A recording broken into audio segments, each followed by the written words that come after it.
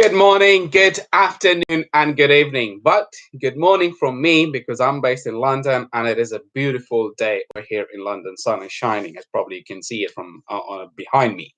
Now, bit about myself. My name is Naeem Azam. I come with a wealth of over 15 years of trading experience. During this time period, folks, I have worked as a hedge fund trader for Bank of New York Mellon, as an equity trader for Bank of America, and currently providing services, research services to Trade, which is globally regulated, which is regulated on a global basis, if I can get my words right. Now, a bit of a housekeeping before we continue. Anything which will be discussed in this video cannot be perceived as an advice. If you are seeking for one, please do consider consulting with your own financial advisors. Now, in our yesterday's video, folks, we talked about so many different things. Number one is we talked about the Federal Reserve decision. And remember how we kind of talked about that the Federal Reserve isn't really going to do anything in relation to its interest rate. It is not going to show that it is going to be too much worried about inflation or soaring bond yields. And guess what? That is exactly what we have seen. The Federal Reserves, in very simple English, the summary of the entire Federal Reserves, I can go in much more detail and explain to you exactly how inflation changed, the growth outlook changed, and this change or that change. But to make things very simple and easy for you guys, the message was overly dovish, meaning the Fed wasn't very aggressive. It didn't seem like that the Fed is really going to change the path of its monetary policy. And the market took that message as a surprise because it was expected, the expectations were that at least we will see some sort of aggression from the Federal Reserve, some sort of an acknowledgement that how inflation is a posing threat, that perhaps, again, when I say this, this is very much of a battle between a Wall Street and the Fed. The Fed, again, if you don't remember, this is your central bank over in the United States. And if we have learned one message, if we learn one particular lesson over the last, let's say, 10 years, it is that you don't want it to fight the Fed. You cannot fight the Fed because the Fed is the central bank. And thank you, Mahdeeb. I will discuss that, what exactly you are talking about. So someone is putting a comment on there, and thank you for the comments. We will discuss all of that. Don't worry about it. So that is what the Federal Reserve role was. So now the Federal Reserve is saying, look, this is a very short-term aspect you don't need to worry about. So now what we are seeing in the market today is Treasury bond yields are rising to the upside. Why shouldn't they? There is no reason for this particular trend to ease off. This trend is really going to continue because the Fed hasn't provided any different situation. So I've got another comment coming.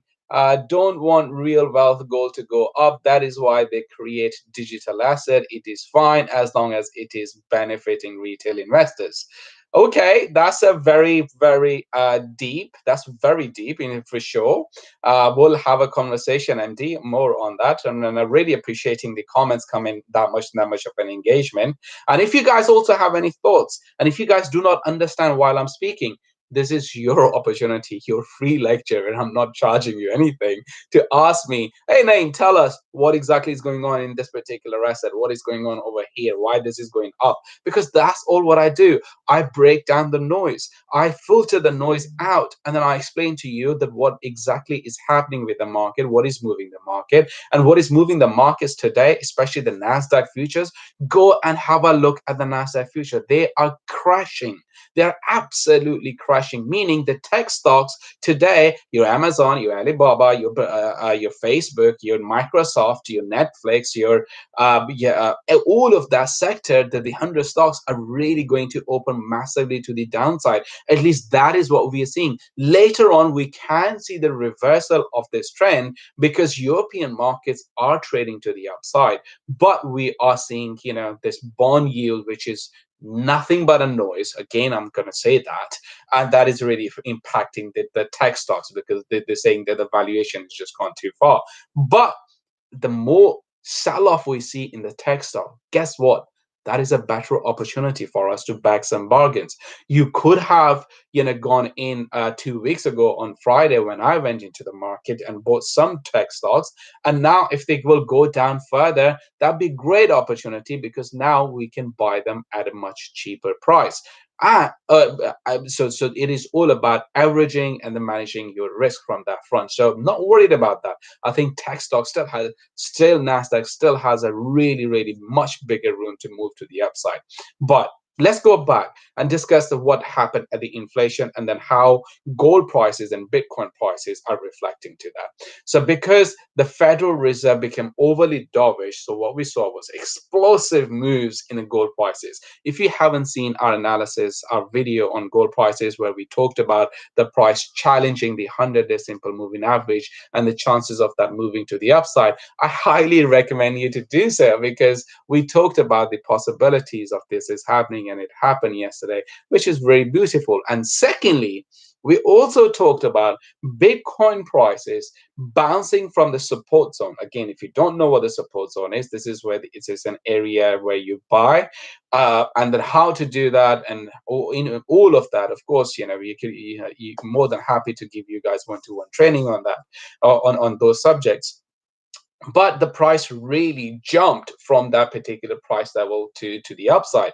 How do we choose it? Of course, that is a different conversation, and for that, that's a very we need to book some time and then really give you guys those sort of knowledge. But the price bounced back, and then again you can go back into that video and then see how the prices have bounced back. Now for me, the most important thing with respect to Bitcoin really is follow me very closely now.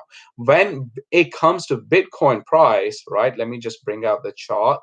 If just 1 second, on the 4-hour time frame, we are focused on the 50-day simple moving average.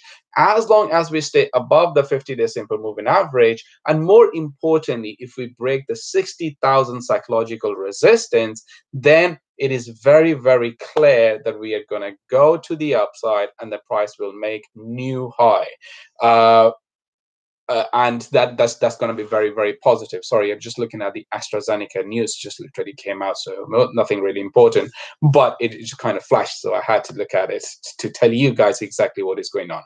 So that is one thing with respect to Bitcoin price. But when it comes to gold prices, we've seen this massive move earlier in the gold prices and since yesterday as well. But now those prices are once again retracing to the downside. For the last 4 hour and so, we're seeing gold prices retracing back towards the 100-day simple moving average. And if you remember our conversation, well, earlier today when we did this video, again, I highly recommend you to have a look at it, is that price really needs to stay above the 100-day simple moving average on the 4-hour time frame. That is the only thing which is really going to push the prices higher from here onwards. And I hope, MD, that kind of helped you to understand what exactly is going on with relation to gold and Bitcoin. Both of them are pulling back. It's not that gold is going to the upside, but since last night, both of them have exploded. So as the headline goes, the both of them have exploded. Both of them are moving to the upside. Now, what is the most important event of the day? That is your Bank of England meeting, which is at 12 o'clock. We are likely to see more dovish tone coming from the central bank, from the Bank of England as well. But at the same time, the bank is going to say this thing that, look, do not expect zero interest rate. That is not going to happen. But we already know that that's already baked into the price.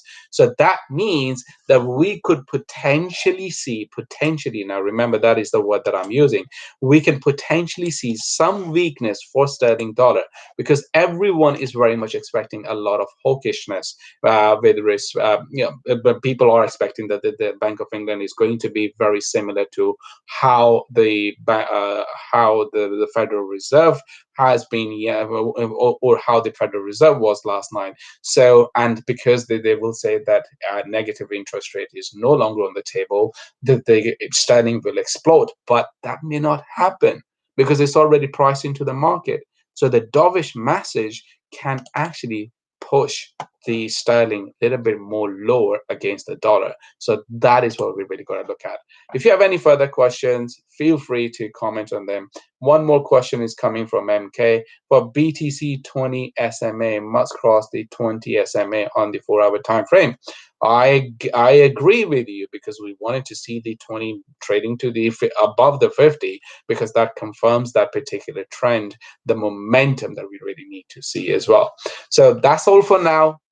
Thank you so much for watching, and keep an eye over here. If you like the content, please smash that like button, because it helps us on YouTube as well. And make sure that you've also signed up to the notification, the bell icon over here, because that gives you the indication the moment that we go live. That's all for now. Happy trading, stay safe, and I'll see you guys tomorrow.